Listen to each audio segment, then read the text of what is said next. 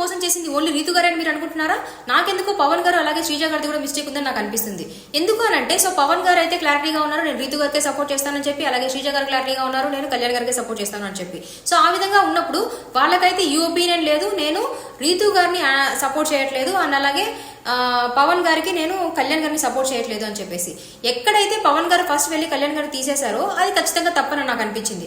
ఎందుకనంటే వాళ్ళిద్దరి మధ్యలో వచ్చింది అని అంటే, ఇన్ కేస్ రీతు గారు అండ్ అలాగే పవన్ గారు కళ్యాణ్ గారు మాత్రమే ఉన్నారని అంటే, అప్పుడు పవన్ గారు కళ్యాణ్ గారిని తీసేస్తున్న ఒక కైండ్ ఆఫ్ రీజన్ మనం ఒప్పుకునేలాగే ఉంది. కానీ అక్కడ నలుగురు ఉన్నప్పుడు మనం స్ట్రైట్ గా వెళ్ళి కళ్యాణ్ గారిని తీయాల్సిన అవసరం లేదు.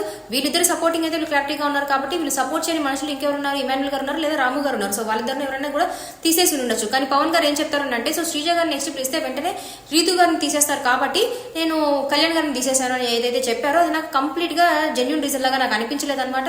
ఎందుకు తీసేస్తారు కళ్యాణ్ గారిని? మిగతా వాళ్ళు ఇద్దరు ఉన్నారు కదా. సో ఆ విషయం గురించి పవన్ గారు అండ్ అలాగే శ్రీజ గారు కొంచెం క్లారిటీగా డిస్కస్ చేసుకుని ఉంటే గేమ్ స్టార్ట్ అవ్వక ముందే అది చాలా బాగుండేది. లాస్ట్ లో కావాలంటే మేబీ లైక్ రీతు గారు అండ్ కళ్యాణ్ గారు ఉన్నప్పుడే మేబీ వీళ్ళు వాళ్ళ స్టాండ్స్ ని తీసేసుకొని, నేను రీతు గారికే సపోర్ట్ చేస్తాను కాబట్టి నేను కళ్యాణ్ గారిని ఎలిమినేట్ చేస్తాను, నేను కళ్యాణ్ గారిని సపోర్ట్ చేస్తాను కాబట్టి నేను రీతు గారిని ఎలిమినేట్ చేస్తాను అని చెప్పి స్టాండ్ తీసుకుంటే చాలా బాగుండేది అని అనిపించింది.